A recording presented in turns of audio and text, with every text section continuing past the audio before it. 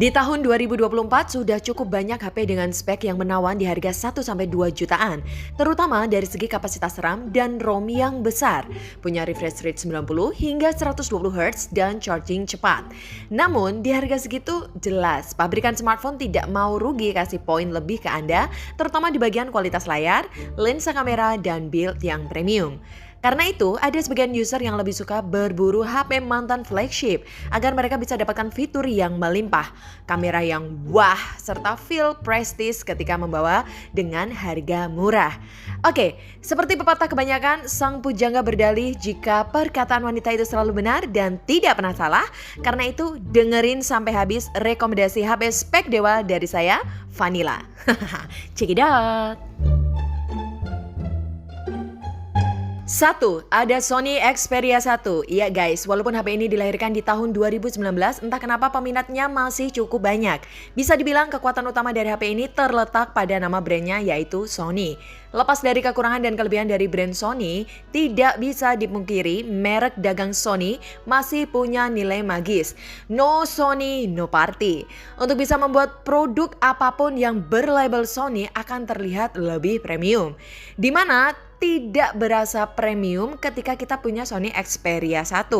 Kita bisa menikmati konten movie di genggaman kita dengan rasio Unique Cinema 21:9 beresolusi 4K berspeaker stereo. Xperia 1 punya layar OLED yang sanggup memberi kesan lebih dramatis karena di layar Xperia 1 sudah tersuntik sistem khas TV Bravia-nya Sony yaitu Triluminos Display X-Reality Engine with HDR-BT 2020. Untuk kelebihan lain dari HP ini adalah Anda bisa gunakan HP ini sebagai langkah awal dalam belajar atau mengasah skill sinematografi.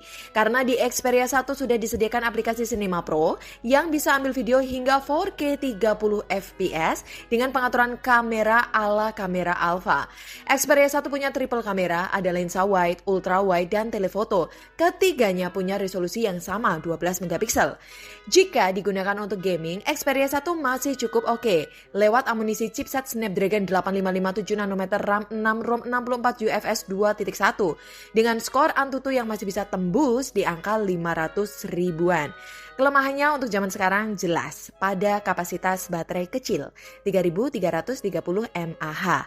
Charger speed standar cuma 18 watt. Refresh rate masih 60 Hz dan versi Android berhenti di versi 11 saja. Tapi mengenai kualitas build Xperia 1 jangan diragukan, baik depan dan belakang sudah terlindungi oleh Corning Gorilla Glass 6. Frame-nya dari metal solid. Untuk buka SIM card, Anda tidak perlu alat. Cukup potek slot lacinya, Anda sudah bisa ganti SIM card atau masukkan memory card. Harga awal Sony Xperia 1 rilis 11 jutaan guys. Kini untuk harga Xperia 1 ada dua varian yang bisa Anda temui. Jika Anda hanya butuh HP kedua, pilih saja varian Wi-Fi only yang dijual di rentang harga 1,5 jutaan. Jika Anda butuh sinyal, ya harus rogoh kocek lebih dalam di harga 2 juta kecil.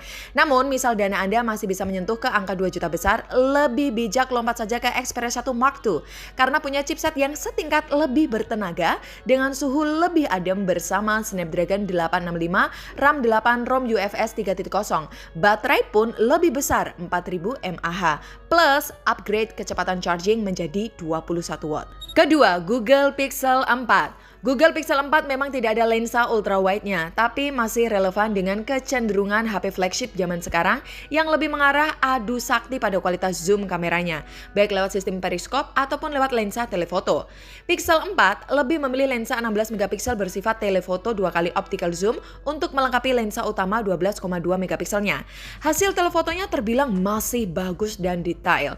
Jika dibandingkan dengan HP baru di rentang harga 1-3 jutaan zaman sekarang, yang kebanyakan hanya mengandalkan zoom digital dan kelebihan lain dari HP-nya Mbah Google ini punya mode sinematik pada settingan videonya yang dapat mempermudah Anda dalam mengabadikan momen dengan hasil yang masih terlihat smooth dengan minim getaran tanpa perlu memakai bantuan gimbal karena sistem video Pixel 4 sudah dilengkapi gyro dan ACE. Kelebihan kedua layar Pixel 4 tentu sudah memakai jenis POLED 90 Hz yang bisa memutar konten HDR.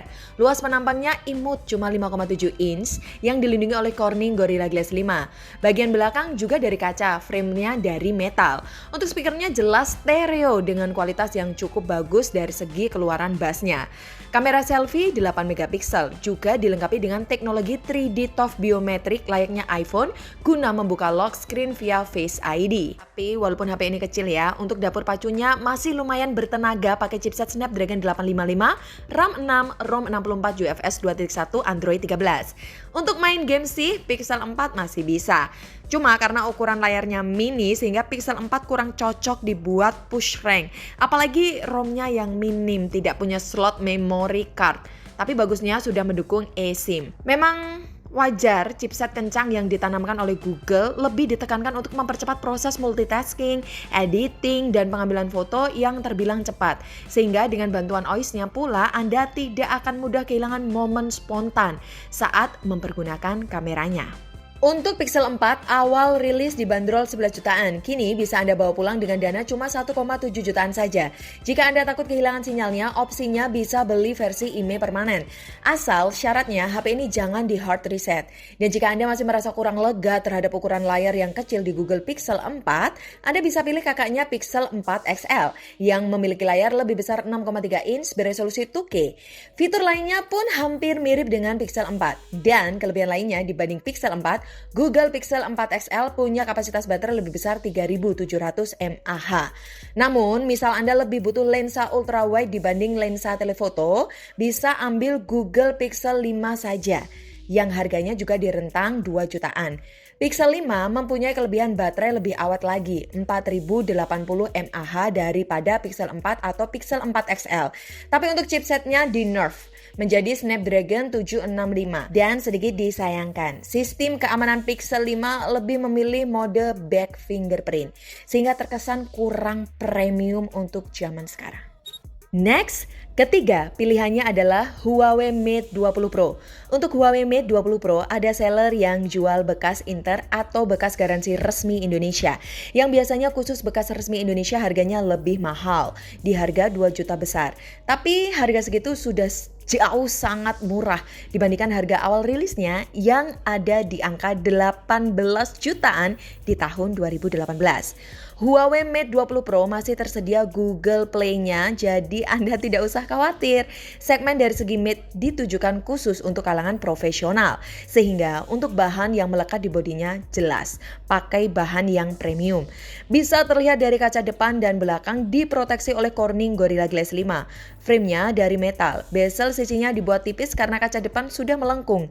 Begitupun juga mengenai sistem keamanannya, Huawei menyediakan opsi True Face ID yang diletakkan di samping kamera 24 megapiksel selfie dan masih menyediakan pula in-display fingerprint. Layarnya 6,39 inch 60 Hz berjenis OLED beresolusi 2K yang bisa aktifkan HDR. Chipsetnya pakai Kirin 987 nanometer setara dengan Snapdragon 855 digawangi RAM 6 atau 8 dengan varian ROM 128 atau 256 GB UFS 2.1. Versi Android Pie yang bisa beralih ke Harmony OS.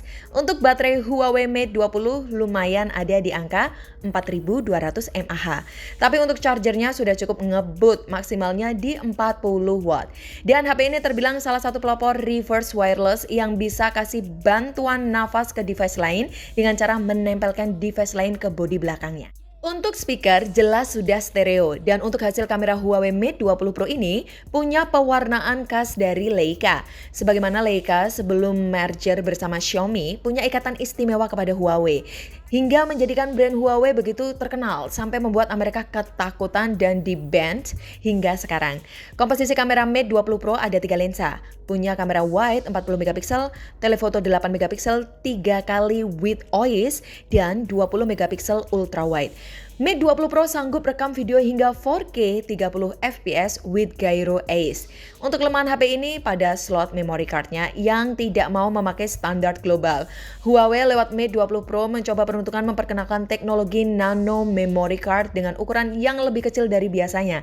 Sehingga untuk bisa ekspansi ruangnya, kita secara tidak langsung dipaksa untuk membeli versi yang lebih baru. Keempat, ada Samsung Galaxy S10 series.